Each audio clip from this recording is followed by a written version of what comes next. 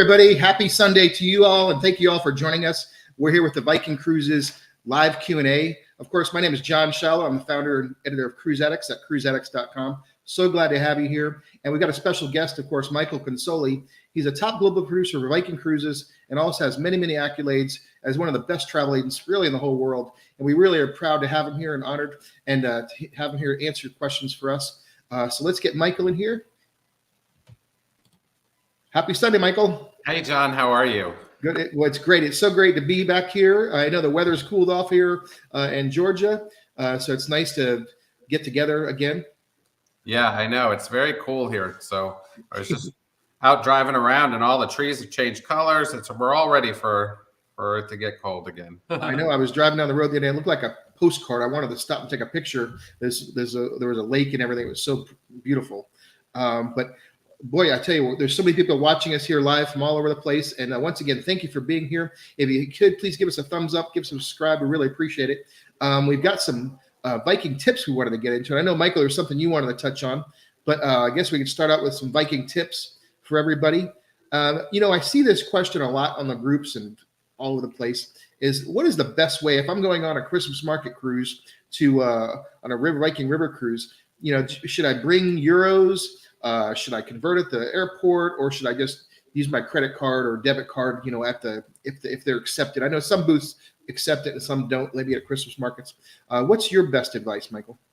I mean, nowadays with credit card acceptance, the ease of credit card acceptance all over the world, it's a lot of the vendors take credit cards, right? But I mean, you do have to have pocket money. So we do recommend that guests, when they land, go to an ATM and take, out local currency. That is the least expensive way to get local currency. And it is, something that you can do when somebody's waiting for the baggage at the baggage claim area. There's usually ATMs right there that you can get some. But what people don't realize is that, like, when you get local currency here, when you get euros here, for instance, in the States, you're not only paying the exchange rate, which is determined by whoever you're purchasing them from, you're also paying an upcharge on that as well. So the least expensive way to get local currency is to make sure that your ATM card is set to be used outside of the United States and that your bank knows you're traveling, and to just go to an ATM and get them as you need them. That's going to be the least expensive way to do that. And I remember people saying that in the past, you always need to let your bank know and all that stuff like that. And that sure has changed, I think, with technology. Like, I think it was good advice in the past, but now it's a must that you need to call your bank and say, and they'll ask you, they'll put you to the security department and say, what countries are you visiting? Because they've got the technology like this, because of so much fraud with credit cards, that they literally need to know which places you're going to. And I remember I did not a Viking cruise, but one of the private islands was in Haiti, it was a Dominican Republic. And the Dominican Republic was on a list. It was like the credit union I used did not want to have any transactions on there at all. And I had to fill out all kinds of paperwork. So I just didn't use it there, So, yeah, there's so many things. Always contact your bank, just on a side note there. Yeah, and not only that, I mean, so I work with a major banking institution, and I on my iPhone, I have location services turned on when I'm traveling, so they know where I am. They know they utilize that tool, I guess, to know where I am and know whether or not I'm in the country or out of the country. And I think, that's helpful. I know some people wouldn't want to have location services on, but I have to tell you, my mother would freak out if she couldn't find where I was. So she is, every time I know, she knows exactly where I am. Sometimes I'm at Sam's Club, and she's like, "Hey, I see you're at Sam's Club. Can you?" So, I can't ever shut it off, or she'd be like, "I'm ghosting her." So, but so they do utilize technology to make sure that it's you that's using your ATM card, and you just want to be sure that you're using a reputable bank. When you go overseas, just a bank that you recognize. A lot of these companies in the airports in the States, for instance, they're going to charge a huge fee to do exchanges, and it's just it's not worth the extra fee. And then whatever extra euros or local currency you have left over when you leave the ship is a great way to tip your room steward and all of that to get rid of just the few that you have left at the end. Yeah, and your drivers of the buses and the tour guides and stuff like that. I know there's big discussions on the groups about that, but usually it's a small amount. Usually get some change, right? Yeah, exactly. Okay, so here's a loaded question. What is your must bring item to pack on a Viking cruise? M&Ms. Okay. I was saying I thought really good walking shoes, because I think you're going to do more walking on a Viking river cruise in the Oh, Rhine. you meant for me to recommend to somebody else. Yeah, yeah. So, Okay. well, I've created the list now. So M&M. What kind of M&M? You said peanut M&M? Peanut M&Ms. Actually, both. I would bring a bag of both. Just I like the peanut ones. They're really good. So, So, actually, yeah, comfortable shoes. You know, on a river cruise, it sounds silly, and I usually don't bring it, but I usually buy one. In the first port, I'll buy one of those little metal trays that you get from like a souvenir tray, and I usually buy that because it makes it a lot easier to take the self-service coffee back to the room in the morning. okay. If you're the person that's responsible for going to get the coffee in the morning, it's a really great little thing to have. So yeah, but no, definitely I pack you know, a jacket, because at night it can be cool no matter what time of the year you go, really. Yeah. And you know, just be sure to have comfortable shoes. There's lots of walking. Yeah. And this is kind of controversial too, as far as the river and the ocean. But do I need to bring a jacket for the men, or any formal wear, or how dressed up do you really need to get? Because I know plenty of times, to be honest with you, I've done 2 river cruises. People come back. Sometimes you come right back from the trip and you go right to dinner, so you really don't have time to change. I mean, if you do, I mean, it's debatable. You know, some people must change, but sometimes it just works out that way where you're just so busy. Sometimes there's even dinner before, like an evening excursion or tour. But what's your opinion on this? You've done probably more than anybody out there that I know. I think I've been on 26 Viking cruises, over 250 cruises on all different lines. So I mean, river is going to be a lot different than ocean. So river, you're right, it's much more casual. You know, people sometimes don't even change for dinner because the excursions get back later, Right. that kind of thing. But it's definitely casual. No jackets, no formal dresses, anything like that. And everybody is really dressed nice. I got to say, like, there's no. I mean, everybody's just slacks. I mean, it's not like a Caribbean cruise where people are wearing bathing suits, you know. So and they discourage jeans in the dining room and things like that. On the ocean product, it's a little dressier for the dining room. So, you know, but no jackets, no, you know, formal dresses or even cocktail dresses. It's whatever. It's country club casual. So a polo shirt and khakis will suffice. They do not allow jeans in the dining room on the ocean product, and there may be some exceptions to that. There might be some, maybe in Alaska or something like that, where you know it's colder and people are gone all day on the excursions.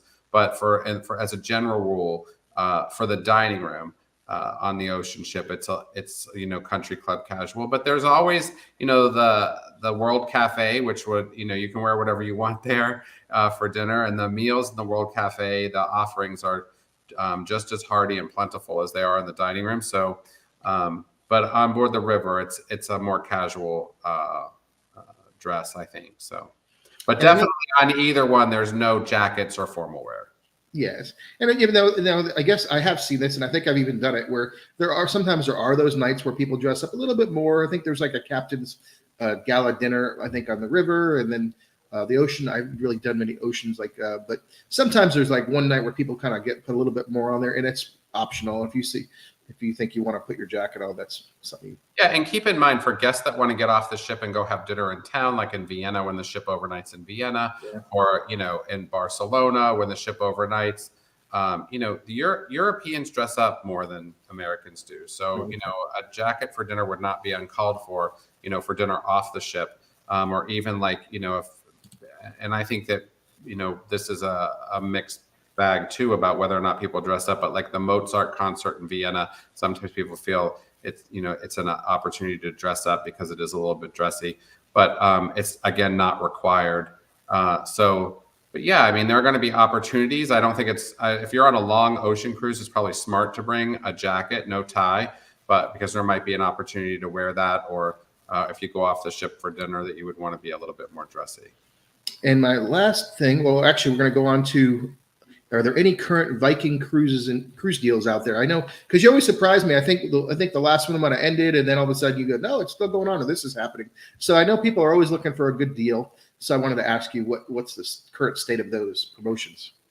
Yeah, I mean, there are some great promotions with the $25 anniversary sale deposit promo. So, you can reserve your next cruise for $25 per person. We always are told that that's going to end at the end of the month. And this month it may actually end at the end of the month. We don't ever know, but it's definitely a great time to reserve one, if not two or three Viking cruises so that you can take advantage of that $25 per person deposit. We have some free air offers on the river on certain dates, a couple of free air offers on ocean on select dates, and those are definitely going to be closer in. Nothing for Lake 24 or anything like that, but there are definitely opportunities and some sales that to save some money. But as we've talked about this year, the demand for 2024 travel and 2025 travel are really, really high, and so not as many of the deals that we've seen in the past, especially when they were trying to promote sailings during COVID. Do we have a lot of promotions like that? So, it's just realistically, there are some, but they're not the plethora that there were 2 years ago. And you always surprise me with some kind of itinerary that I've never heard about that might be new. Are there any special itineraries that people should be on the lookout? Something you've seen go, you know what, people don't know about this, but I'm telling my clients about it. Yeah, I think I mentioned last time we did this that Morocco, Malta, and the Med itinerary, that there were 4 dates that sold very, very quickly. They actually introduced another date for December of 2024 that there's still availability on. And, I think that we're going to see more new itineraries a little bit early next year, but nothing that off the top of my head that I can think of that has come out since the last time we've done our live stream. And we talked about, I think last time too, that there's that new itinerary where basically, they used to stop sailing on the Rhine for a certain season they would do the Christmas markets, but it would kind of go dark for a while. But now it's year round. Is that correct? Yeah, there's an itinerary called Treasures of the Rhine, which is offered January through March. And as you said, usually it's not, there's no sailings during that time on the Rhine. So, and it's been pretty popular. I mean, people, even though it's going to be cold, people want to get away. So yeah, that's a great option for somebody that's looking for something early in the year and wants to go to Europe. Is that a good value? Because of course that's like a lower season, I imagine, because it's a little bit cooler, but less crowds, I'm sure, just like the Christmas markets time. Definitely a great value. But I mean, keep in mind that it is cooler, it's off season, so there are going to be things that are closed, not open. I mean, the pricing reflects the fact that the full experience of being on the Rhine, say in September or May, is not going to be really the same thing. But the pricing reflects that. Okay. Well, I appreciate we covered quite a few things here. Is there anything you wanted to add? I know we kind of sat down and talked, and you had some ideas, but I don't think we ever got to it. Yeah, no, I think that, now we're seeing people leave in the next couple of weeks for Christmas market sailings. If you're considering a Christmas market sailing for 2024 or 2025, I definitely would look at it now. There's very slim availability for 24, very well sold. The Christmas markets on the Rhine, on the Danube, there's the French waterways. There's a really great opportunity. If you've done the Rhine before, not during the holiday markets, you will see it's a distinct difference between that and the normal Rhine itinerary. And it's a really, really great time. I mean, nobody celebrates Christmas the way the Europeans do, and it's really just unbelievable. Yeah, I was able to do 2 of them almost back to back, one year after the next, and me and my wife fell in love with it. We said, when we get the chance we can do this regularly, we're going to do it every chance we can, because it's really incredible. And I know you're escorting a group coming up, aren't you? Yeah, I have a group that we leave on Thanksgiving Day to do the Christmas on the Danube. So it's probably my 5th or 6th Christmas markets cruise. I really enjoy them. You go into the markets and there's local gifts and food, and they do the glue wine, which is a mulled wine, and every city has its own mug, and you can buy the mug for like €2. So it's a lot of fun. Yeah, very different than the regular cruise, but a lot of fun. It definitely puts you in the spirit, because it's. I mean, you're in Europe. It's just so incredible. And I was to say, in the shadows of cathedrals, but it's right in the courtyards, usually next to the cathedral. The cathedrals, just so cool. Yeah, 100%. Really, really cool. So I want to get before I get to everybody, thank you all again for being here. If you haven't given us a like or subscribe, please do that now. I put Michael's contact information below. A lot of times people watch these live streams and they go, you know what, he's awesome. Like we know that, but now you do too. If you can give him a call, he'd love to have your business. If you're interested in the itineraries or that he brought up or anything else that comes up during the question and answers. What impressed me most about Michael is how fluid everything is. He just knows this stuff like the back of his hand, and it's really, really impressive. And I haven't gotten tired of that. So thanks, John. That's very nice. Yeah, I appreciate it. And I know the viewers do too. So if you haven't asked your question, please do that now. I'm going to go back up here and we'll put that here. Please ask your question below. And let's see. Let's look at these comments here. I know we have a lot of people from YouTube. That's great. And we got Stuart Little checking in from YouTube. He's saying hello from Denver. Hey, Stuart. Hope you're having a great day. Thanks for being here. Yeah, and thanks for checking in, everybody. This is nice. And we've also got Jenny Wood checking in from YouTube as well. And Sid from YouTube is saying, think about repositioning cruise from Miami. Does Viking do such a thing?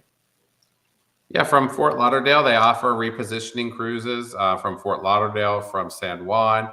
There are several transatlantics that are offered, from Florida. So definitely good opportunities there. And they're usually, in the March, April timeframe, November timeframe, going over in March and April, coming back in October, November.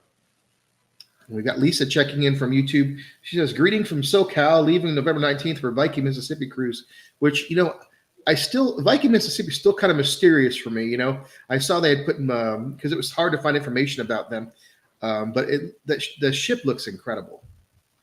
Yeah. I mean, it's a really nice ship, a little bit different, but of course it has the same feel, just like the picture behind you, John. I mean, it has all the same feel that, all the Viking ships have, that the guest is used to seeing, the same fabrics, the same colors, the same woods. But it is very different than the other ships that they have. So yeah, I know it's going to be an amazing sailing. And they sure did it right there. They it looks like a jewel. I'm sure I don't think the Mississippi River's ever seen anything like this before. Yeah, no, it's definitely an outstanding product. Yeah. So we got Jenny checking in from Niagara Falls, Canada. And we've got Deb saying hello to everyone. Deb, right back to you. Looks like you're driving your ship right there. Yeah. Very nice, Deb. Thanks for being here. And she was saying here that she's from Colburn, Port Colborne. I'm not sure where that is. And yeah, it looks like they're. Oh, so Lisa is asking if we could address any water level issues on the Mississippi, and I don't know if you're aware of any of those. I'm personally not. Yeah, I mean, there were some water level issues over the summer in the Mississippi. I have not had any of my guests inform us of anything or Viking anything lately. So hopefully that's not something that's going to affect your trip. But currently, I'm not aware of any water level issues on the Mississippi.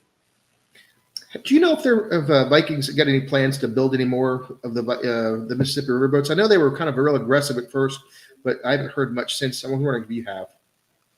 I think that they really want to get that product right, before they grow it. And so there have been, with any product that starts that's flagged, U.S. flagged, there are, challenges because the crew has to be U.S. and, in order to have a ship that's U.S. flagged, 75% of the ship crew has to be U.S. So there are always challenges with that because of the products that we see in Europe and on the ocean, such outstanding service-wise, and that's a challenge with U.S. crew to have, to get those service levels right. So I think they really want to perfect that before they grow it. But the product is really popular, I think, and the ships are beautiful. They're not your typical Mississippi River ship. So of course they don't have a stern wheel or anything like that. And they're not a lot of those ships on the Mississippi look like, your grandmother's basement, so it's true. It's true. And Vikings aesthetic is much more sophisticated than that. So they definitely have a market that's untapped for them. So I definitely think it will grow. I just think they want to perfect it first. No, I think that's wonderful. And I knew they were kind of doing that, but I was just curious, if there was something on the horizon that you might know about. And Kathy West is joining us from Virginia. Hello, Kathy. Hi, Kathy. Thanks for being here. And Jenny Wood says she's never been on a cruise, but it looks like some fun. I think we're a little bit biased, aren't we? Yeah, just a little. And let's see here. And so Cecilia Noyes is coming from YouTube as well. She has, we purchased business class flights via Viking Air Plus for an early May Rhine getaway cruise. We are eligible to request ticketing at 120 days. When do you recommend getting ticketed? And I know you kind of shed some light on this recently, and that really you don't want. There's no rush to get ticketed because you want to wait, right? Yeah, I mean, people think there's a rush to get ticketed. They think that ticketing the air will actually lock them in to the flights that they have, but that's really not the case. So Cecilia, I know you have the Air Plus, which allows you to have a say as to how the flights are routed, and what carrier may be available under the cruise line's contracted rate. It gives you a choice of what's available, and you can do that now if you haven't already selected your flights. You may have.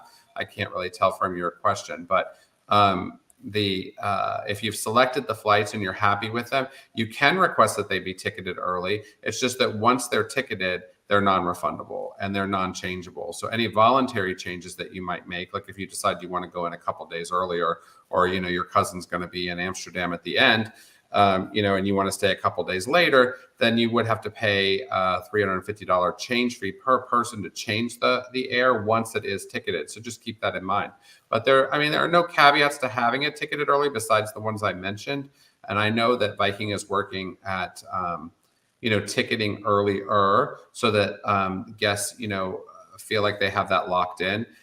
We do recommend obviously working with a seasoned travel agent and helping you get the flights that you want if you haven't already secured them. And we work really hard for our clients to help them get the right schedule for them, and make recommendations about ticketing, seating, all of that stuff, because we do think that the air component is a very important component of the trip. So I would recommend getting it ticketed when you are comfortable that you're not going to make any additional changes to it. But just keep in mind that ticketing it does not necessarily mean that there won't be a change by the airline to those flights or the seats for that matter. Okay, thank you.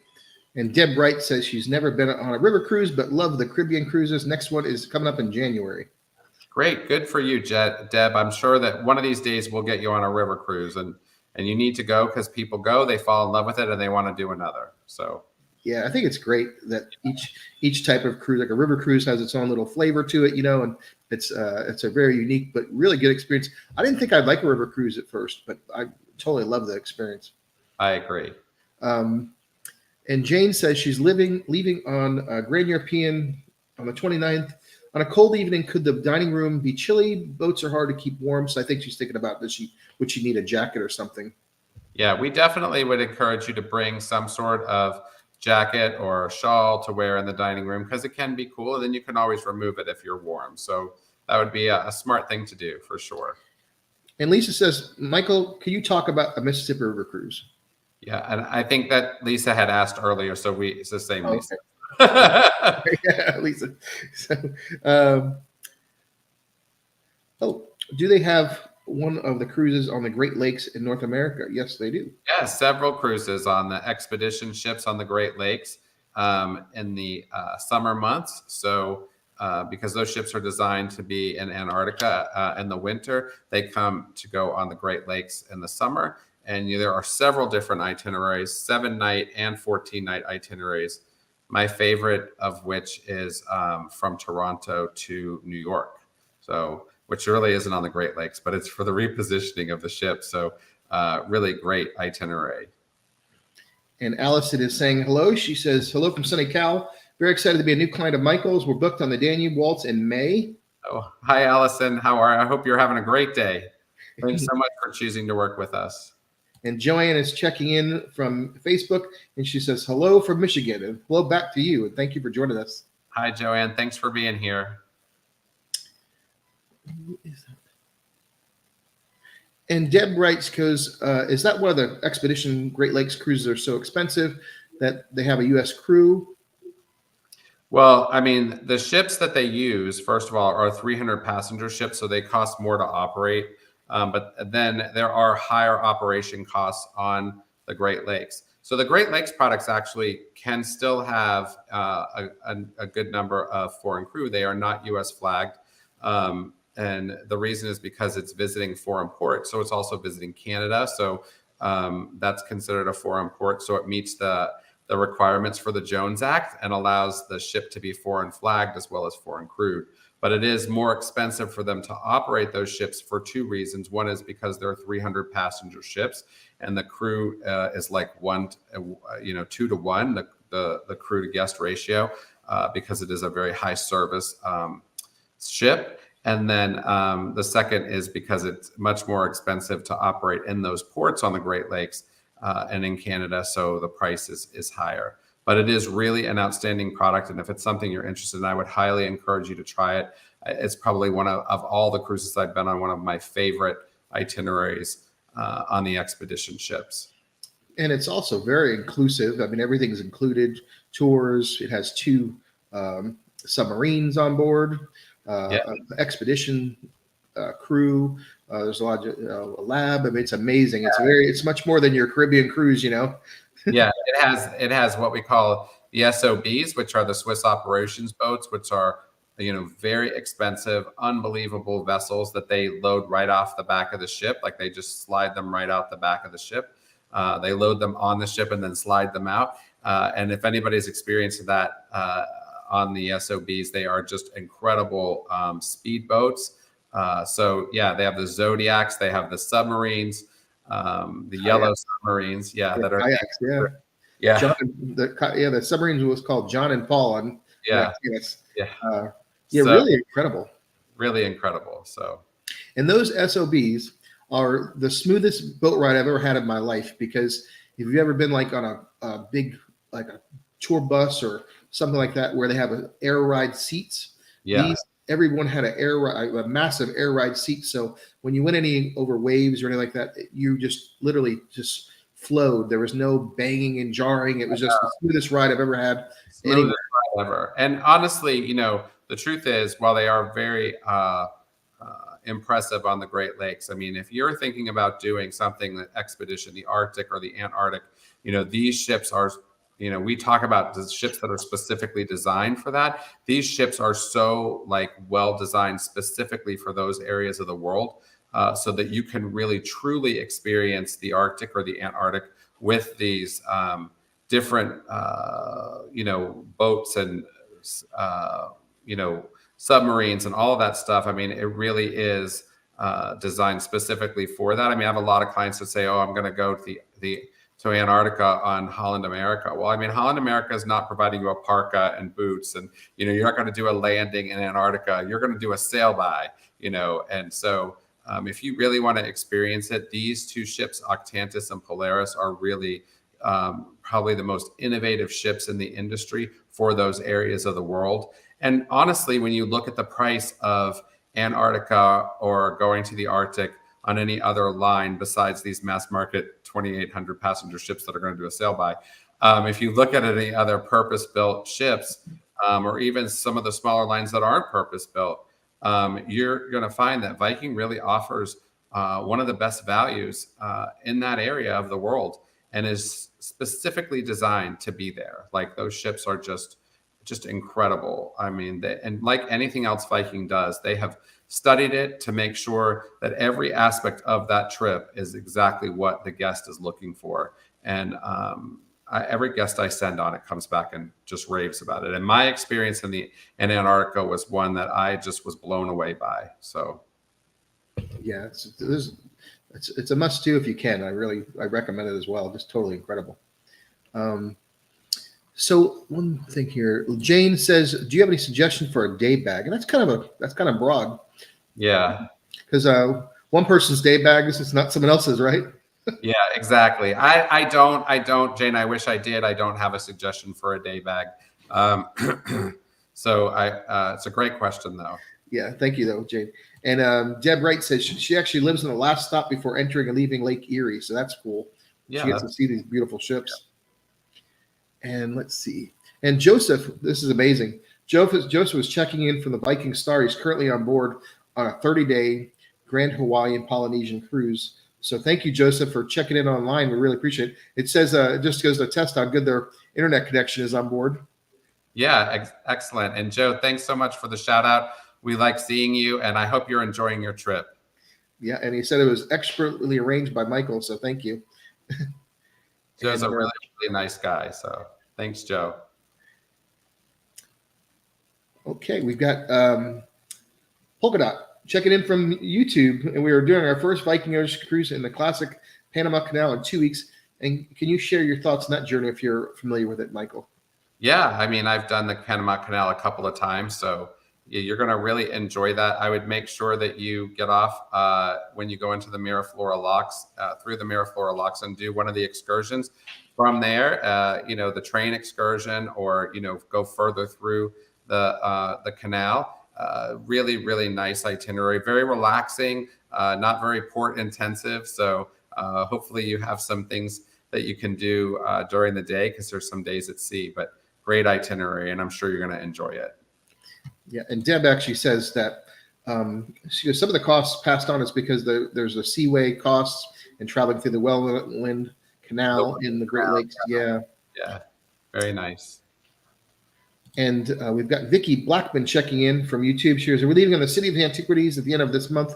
We understand it may be rainy, but the temperature predictions seem to be vary. So wondering what your experience has been, if you have been."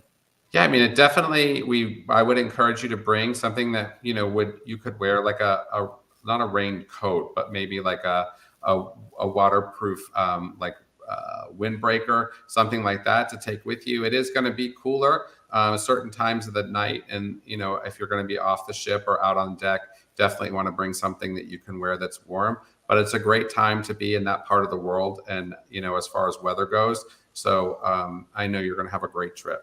Thanks for sharing that, Vicki. Yeah, great questions. And if you haven't already asked your question, please do so below. We really appreciate it. Thank you all for checking in. If you just want to check in, don't be shy here. This is very interactive.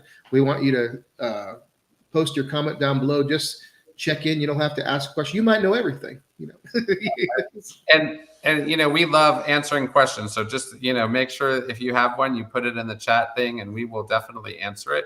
I do want to just go back, really, since we started with talking a lot about expedition, sharing a little bit more about the experience on those ships. As I said, there are 300 passengers, and they're very different design. They have a floor-to-ceiling window that is like a transom window, so the window opens up from the top down, and so your whole you can have. It doesn't have a physical balcony, but when you open that window, it does feel like a balcony, and it allows. That's why they call them Nordic. Nordic balconies, or instead of just having it be a regular balcony. The cabins have heated closets in them that will dry and heat the jackets that you're off the ship wearing when it's wet and snowy in the Arctic. And just everything about those ships are so well designed specifically for that area of the world. There's actually the hangar where they keep the submarines and the Zodiacs and the Swiss operations boats, and there's a glass ceiling above it so that guests can actually go to the deck above and watch them move those toys, we call them toys, around as they use them. So, and it has the most incredible spa, a beautiful thalassotherapy pool that has windows that overlook the outside. So the ships are so well designed that no matter where you are, if you're in the thalassotherapy pool, or waiting to do your landing or whatever, you can still see what's going on outside. And that's why I think being on a ship that is purpose built for that part of the world is so important, because the experience really is going to be like no other. Yeah, those expedition ships are just beautiful. With only 300 passengers, I know we've talked about it. It's kind of like the best of your river cruise, which is intimate, and the best of the ocean cruise, which of course has all these wonderful features like Mamson's and Manfredi's and the chef's table and stuff like that. Well, not the chef's table, but those specialty restaurant type of things, and all those opportunities. I mean, people rolling fresh sushi. It's incredible the luxuries you get. We only have 300 passengers on board. It's just it's true luxury, and it's all included. You don't have to. There's no nickel and diming, as Viking says. You can go to the spa when you can go to the plunge pool, the cold room, especially restaurants. It's all included, and of course the tours, and all that adds up on other cruise lines. Yeah, and honestly, the most important part is the getting people on and off the Zodiacs for these landings. The ship is designed for that. They're not just tying it up to the platform they have on the side. They designed these ships to be able to load people into these Zodiacs and take them off. That is the purpose of having. I mean, that is the a really important part of having a purpose-built ship. And they always want to have the consistency of all the things we talked about earlier, the finishes and what the Viking client is used to seeing on board their ships. But one of the most important or what I thought interesting parts of the expedition ships is that the dining room seats much fewer people than there are people on board. So the main restaurant, is open, and it really requires a reservation simply because you get off the ship twice a day. Like, you're doing these landings, your group might be called in the morning and then again in the afternoon. And then when you come back, people don't want to get dressed for dinner. So the World Cafe is really more utilized on these ships. And so keeping that in mind, again, purpose built, they have like a steak and seafood bar in the World Cafe where your meal is cooked to order, and you walk up and you pick from like 6 different steaks or 3 different fishes or a lobster or whatever, and they cook it for you right then. And so, you're getting like a fine steakhouse meal without having to get dressed up and go to the restaurant. And that's because people are tired after getting in and out of the Zodiacs or going on the SOBs or going down in the submarines. And so it's a really well designed for that specific purpose. And then, of course, they have Manfredi's, which everybody loves. And they don't have chef's table because the ship size just doesn't allow for it. But as you mentioned, John, they also have this incredible sushi bar. It's not just a bar where somebody has 3 rolls, 3 different rolls. They have a sushi chef standing behind the sushi bar it is a dedicated space that also looks very Asian. And, the tables and chairs and, everybody every night was really, fighting to go to the sushi bar, and it's open seating. So there's no reservations or anything like that. It's just part of the World Cafe. It's a different setup on those ships, but it is really well designed for guests that are, exploring off the ship or, doing these landings or Zodiacs all day. And everything about the food, Torsten Hagen, he's said it several times that I've heard him say, if they're gonna do it, they're gonna do it the right, or not at all, to a high level. And the food there in the World Cafe is set up like a food hall. So if you want to go they've got a fresh area where they're making fresh homemade breads and pizzas. Focaccia, if you like focaccia breads, just incredible. Every day they have different types, and of course pizza. And then you go to like you said, the steak and seafood area where you literally have aged steaks right there, just and Caesar salads made for you. Like, you walk away with this amazing meal that would incredible. And then you also have ice cream too. They have ice cream and desserts. So it's like being at one of the best food halls you've ever been to. Yeah, it's very upscale, really, with what they offer. So it's definitely very much consistent in the Viking experience, but also very different. Yeah, and we've got Kathy West has got a question here. She goes, going on the iconic Iceland and Greenland, Canada cruise next August, are there any not to be missed excursions in Iceland, including an extra fee that you're aware of, Michael? Yeah, you definitely want to go to, the baths, and I'm trying to remember the name of the one that I really like the most, but, the Blue Lagoon is very popular. There are also several other lagoons that are really, really nice, but those are definitely not to be missed. So if that's something that interests you, and I did it for the first time this past year, and really, it was one of my favorite experiences. So I would highly encourage you to look at those.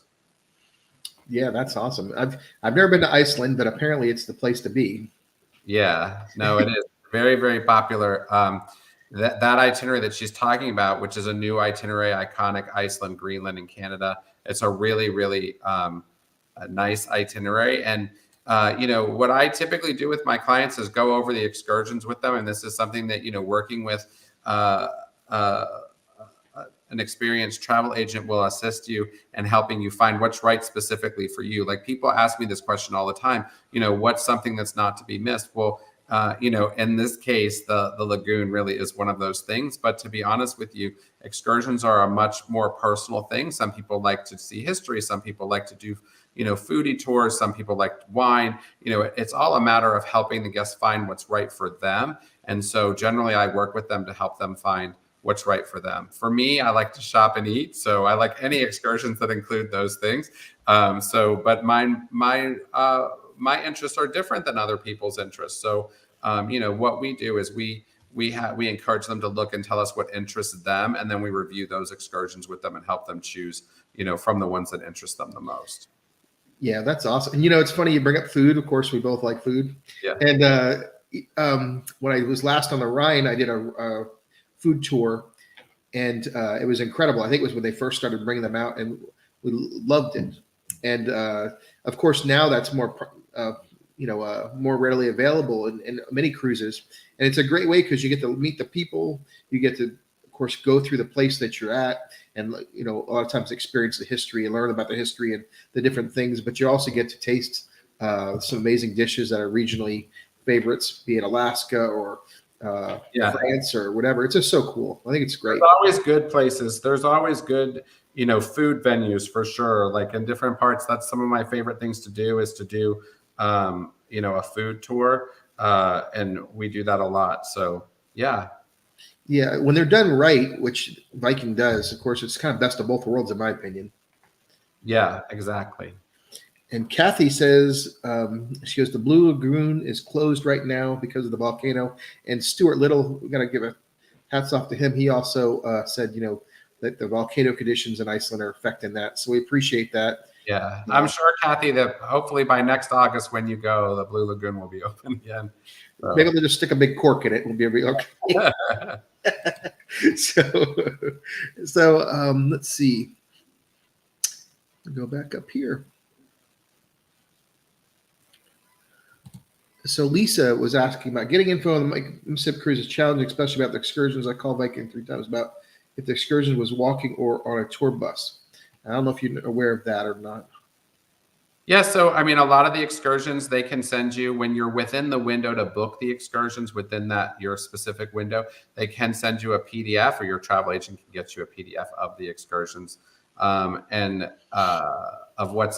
with more robust descriptions that will tell you if they're walking or bus tours. So yeah, sorry that you're having trouble getting that information from the agent that you worked with at Viking. It's something that, they should be readily available to them. Thank you. And Carol Perkins is checking in from YouTube. Hello, Carol. Thanks for writing. She's looking to her Viking Shores and Fjords cruise in 2025. Thank you to Michael and his staff in helping us book our first Viking cruise. Well, that is awesome. Yeah, Carol, and thank you so much for the trust you've put in me and my staff for helping, to help you plan such a special trip. We really appreciate it. And I am certain that you'll be very pleased, not only with us, but also with that itinerary. It's a very nice itinerary. Awesome. And here's an interesting question that says, when you were on an escorted group cruise, what would be an appropriate gratuity for the escort? I'm just curious, the escorted group cruise, maybe they mean on a tour, like if you're on an excursion, an appropriate gratuity for the tour guide or the bus driver would be, 2 to 5 euros or, the equivalent of $2 to $5 per person. But it's not required. I mean, it is something that is somewhat, normal in the industry to do, to tip the driver or the tour guide. But that would be my recommendation. If you want to clarify the question, if we didn't answer it right, we can clarify it again, and we will answer it before the end of the live stream. Yeah, I was wondering if they were talking about they're escorted by like a travel agent or agency or something like that. I escort groups all the time, and I wouldn't even accept a gratuity from somebody that gave me a gratuity or offered the gratuity, honestly. Because what we do as agents when we escort a group is we want to make sure our clients have an outstanding experience, and that is the best reward we could have, is to have a great referral or have them have just the best experience ever. So yeah. And Joseph had to sign off. He says his lunch is calling, in the middle of the Pacific Ocean. And but we appreciate you, and of course, Viking Star is awesome. Here's a funny story. Me and Michael sailed on the Viking Star together when we didn't know each other. So Yeah. way back when. And by the way, the Wi-Fi is excellent. Yeah, it is. It's actually very good. Now they have Starlink on most of their ships, on the ocean ships. So that's really helpful to somebody like me who works all the time, or hopefully can do a live stream from there. But on the river, they use the cellular network to connect. So you may want to just use your own cellular data if you're trying to connect on the river. It's a little bit slower on the river ships. And here's an interesting question I don't think we've asked before. Deb Wright is asking, how is Viking Cruise with guide dogs? So guide dogs are very different. You really can't have a guide dog. Like, you would have to be able to get that guide dog to the other country, which is very difficult to do because they usually have to go through some sort of quarantine when they're coming from one country to another. So it's not something that we see very often. If the cruise is round trip from the United States or round trip from a country that does allow guide dogs to be brought into the country, it is something that Viking will accept, but they do not take emotional support animals. They only will consider dogs that are specific, like for a guest that might be blind or that has, is fulfilling a specific disability for the guest. But it is somewhat difficult because it depends on the countries that you're traveling to and what their requirements are. So it's not really as easy to bring a guide dog on board a cruise ship. Interesting. So I know I've sailed with we did a group a long time ago with cruise addicts, and one of the guests and members of the community had a seeing eye dog, and it was amazing. They had a special area set up, but of course that's a Caribbean cruise, and it gets more complicated when like you said, we deal with other countries. I mean, sometimes they make the dogs quarantine for weeks, right? Yeah, it really depends on where you're going, and yeah, you have to. I mean, like, even if you bring, like, one of the only cruise ships that will let you bring a dog on board is like, that's not a guide dog is like Cunard, but they still have to be quarantined when they get over. So it's not the easiest thing to do, for sure. Yeah, and they're actually in a kennel too, I believe. Yeah. So it's not like they're hanging out in the cabin with you. Yeah, exactly. Which I thought so. I mean, I'm a big dog lover, but I was like, oh, they're just basically, it's really just a means of transportation and with your puppy, Yeah, exactly.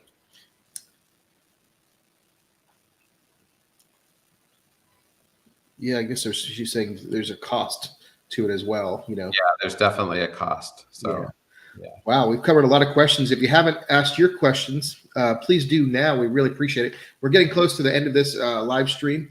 But like I said, thank you all for joining us already. If I haven't said it already, please give us a thumbs up. We got one heart. So we need some more love. No, I'm kidding. Yeah, but we really appreciate it. Yeah. So it looks like that. Yeah, the escort. Yeah, the escort one. Yeah. So they were asking about a travel agent escort, and I have to say, I'm not really sure that they would anticipate having a tip or a gratuity. But I think that the best reward for me as a travel agent would be a referral or a testimonial about, how great the experience was. So, but your agent may appreciate a gratuity. I think I'd rather have the latter. So, but it's a great question. I don't think it's something that would be expected. Okay. But just to go back to Kathy West's question about the lagoon, it was the Sky Lagoon in Reykjavik that I went to. It was really nice, and it had a private changing area and a locker to lock up your stuff, and it was really, really enjoyable. So I was feverishly asking somebody to one of my team members to remind me which lagoon that was in Iceland that we went to. It was really outstanding. So if you don't want to go to the Blue Lagoon because it is really, really popular, the Sky Lagoon is incredible. And Deb said it probably was her with her Glenna, and so that's awesome. We really appreciate it. And it's great that we can all live our lives no matter what challenges we may have, and still cruise. There's Right. always travel is always difficult, in one way or the other. But it's great. I think it's great that we're all able to do what we can do, no matter what challenges come about. So it's really, really nice. And Deb, thanks for all your interaction. We really appreciate it. I'm so glad for you. Um, wow, so many questions. So is there anything else that you want to add? I know we're getting close to the end. Some kind of tips or anything? We talked so much about Viking Mississippi, Viking expedition. So much going on. So many great Viking experiences. I mean, they're all very unique. I can't say enough wonderful things about Viking expedition. It's a super cool ship. Yeah, super cool ships. I mean, all their ships are really, really nice.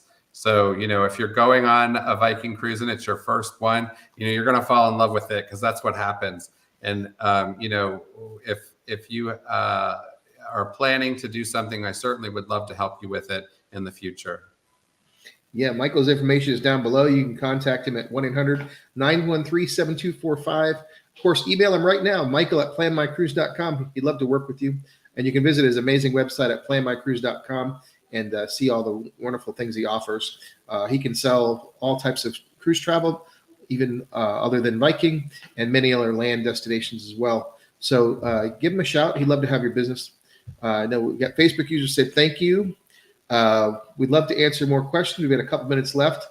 So if there's anything that's in the back of your mind that you just want to throw out there, we appreciate it. If you haven't already checked in, please let us know. Don't be shy. Don't be hiding behind the wall here of the internet wall. We want to see your comments. Say hello. We really appreciate it. Wow. So one last thing I'd just like to say, John, that people don't know about working with a travel agent. And we say this all the time on the videos.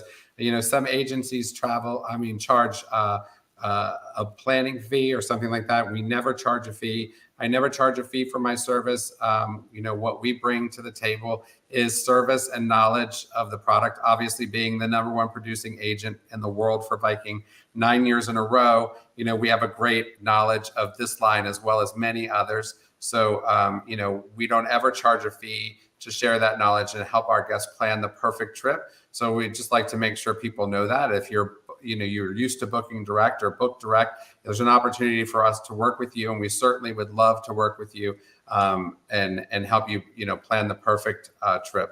Again, with never a fee. That's awesome. And I've been on trips with other travel agents when I'd be seated with them. And some will boast, they'll say, I do charge a fee, and they say that's part of their business model. And they explain why, that takes a lot of time and stuff like that.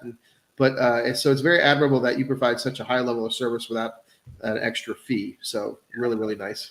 It's very important to us to build loyalty with our clients and a relationship that helps us plan, trips for them better in the future. They plan with us again and again and again. It helps us plan something that's very specific to that guest. So that's very important to us. I don't feel like a fee is something that helps build the loyalty with the guest. So I would never feel comfortable charging a fee, although I definitely think that our services are worth it. I would never charge a fee. So yeah, I think it's amazing. People still are sometimes reluctant. They book directly because they want to control, or they call 800 number and deal with some planner that's in the company. Whereas I think the relationship with a travel agent directly is amazing, because you don't have to. You have an advocate on your side all times. I think you said you've had phone calls in the middle of the night, at 3 a.m. because something's wrong and you solve a problem, right? Yeah. I mean, what people don't realize about an agent is that we are your safety net, right? So, the cruise line sells direct to people all day long. And as one of the people pointed out, she's been calling to try to get pertinent information about the excursions with the Mississippi. That is something that, we would be able to help with and get that resolved for them without having to deal with, an agent who may have not even ever stepped foot on a Viking ship. We have that experience to help you work through that. And that's really, really important. But we are the safety net. And when there's a flight delay, a cancellation, one of the things that I think our clients value the most is that we are available to them 24/7 in an emergency situation, and we will help get them to where they're going or home from where they're coming from. And, those situations have happened more and more with canceled flights and oversold flights and things like that. And we want to make sure that we get the guest to where they're going safely. Just yesterday, I had a call from a client whose luggage was lost, and they had our insurance policy. We helped them work through how to utilize the the funds available to them for that lost luggage while they wait for that bag to be returned to them.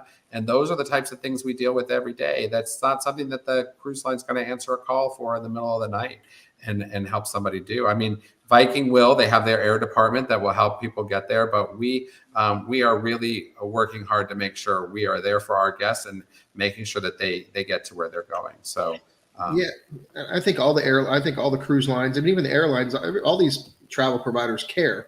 But then there's that next level, that personal service. Like you got a friend literally in your corner, that has the expertise. I know I've even messaged you before I had a problem one time. I was on a plane. I'm like, Michael, help me out, And of course, you stop what you're doing to help me too. So I really appreciate it. That's what we do. So yeah, it makes a difference, and that's that relationship. That's not just a marketing term, ploy here. It's actually a real deal. And people appreciate it here. Kathy West actually said, I'll remember that the Sky Lagoon. So we all have to remember Sky Lagoon in Iceland is a nice alternative to the Blue Lagoon, because there's other things out there that, that we're all kind of, we need to go to Blue Lagoon because that's what makes the headlines, or it might be well known. But there's always those little nuggets out there, be it the Caribbean or Alaska or wherever, that are not crowded, that are not so well marketed or get the headlines. That's what we're all looking for, right? Exactly. And Deb Wright said, thanks, guys. She really appreciated it. It's been great, which is what we always love to hear. So really, really awesome. And we've got a Facebook user checking in from the group. And back to you from the UK, she says. Yeah. So thanks for being here. Yeah, we really appreciate everybody spending our Sunday here. We all have many things to do. I know everybody that's going to watch this hopefully afterwards, because all these are pre-recorded. You can go back. I was looking, Michael, on YouTube. Our videos go back to 2020. Really? Yeah, I didn't know we went back that far. It was like June of 2020 was our first live stream on YouTube. And I'm thinking there must have been other ones on, because I know the software changed at one point where what you could distribute to. Like right now, we're being distributed to many Facebook groups, Facebook pages, and also YouTube, and even Twitter or X now, and even in LinkedIn. Yeah, LinkedIn. I see the EIN, and I think but LinkedIn. Yeah, so it sounds like something my mother would say. Yeah, I might have to start my own service here, because apparently I'm trying to make it something else. Yeah. But wow, so yeah, we're almost at the top of the hour here, but really, really great questions and information as always. Is there something else you want to close out with that we might have not? That's just still on your mind that people might be asking? Maybe a question that somebody asked you. $25 deposit. Book your cruise for 2024, 2025. And get the bookings now, where you don't have to put down a $500 per person for sure. So can you, not to beat you up over this, but what is can you explain to everybody watching? We've still got a lot of people watching. What does a $25 deposit mean? What's the big deal about that? It's just a reduced deposit. I think that, but it allows the guest to hold more than one thing, right? And decide about the other ones later, right? So, and I have to say, it's been a really great marketing tool for them and for us. So people love a reduced deposit, knowing they can hold a cruise for 2025 for $25 per person. And, many times, as people know, with Viking, you have to pay a year or so in advance.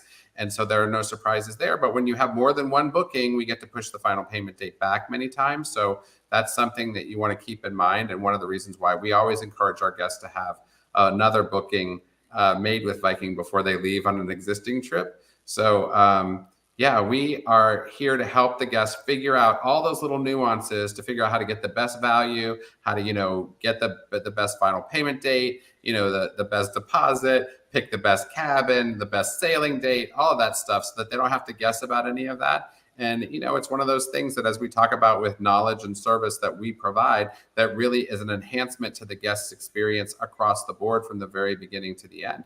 Everybody's different. And John, you and I talk about this all the time. People see value differently. What we do is we help the guest determine the best value for them. What the best value for me may be different from the best value for you. And so what we do is work with them to find the best value. There's not a just pick up the phone, let's book a cabin. We pick up the guest picks up the phone, they call us, and we help them determine where the best cabin is for them, what level cabin is the best for them, that type of thing. Very different from purchasing a seat on an airplane. You just buy the seat and then you pick whether you want to be aisle, middle, or window. This is very different from that. There are all types of caveats with the different types of ships and the different types of categories. And, especially on the ocean product, the location of the cabin, all of that stuff makes a difference. And that's just a small part of what we do to help the guest plan the perfect trip.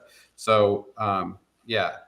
And I know I see it all the time in the group talk about, just kind of when I was listening to you, I was thinking how people get, the little things matter to people, even if they don't think they do, right?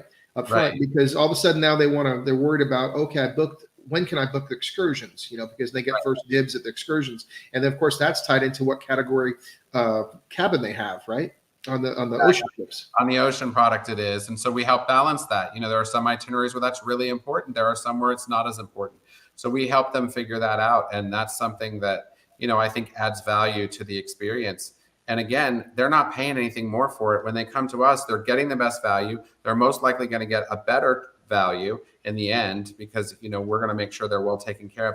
And they're adding value by knowing, having the caveats listed up front. They understand what the caveats are, what the pluses and minuses might be. We're looking out for them. We want them to come back to us. That's really important. So repeat and referral. And the only way that's going to happen is if we help them plan the perfect trip. And that's what we do.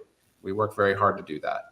Right. That's awesome. I always love how you pride yourself on that. And of course you have people that comment and how they appreciate what you do and how well you do it.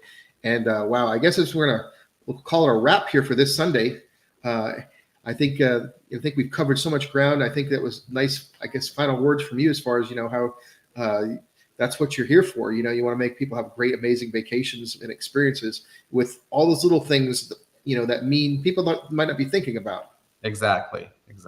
So I hope you have a great Sunday, no matter where you are. If you're watching, thank you all for watching this live stream. We appreciate it. Please go back to 2020 and watch our old ones. We've got some that actually have subjects where we talk about ocean cruising. Was one of our most popular ones. I think we had like a Viking Ocean Cruise 101. We've talked about river cruising. One of our really popular ones is Viking Air Plus.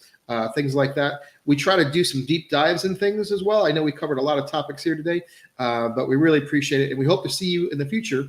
And have a great Sunday. Have a great Sunday. Thanks, John. Thanks, Michael. Have a good day. You too. Bye-bye. Bye-bye.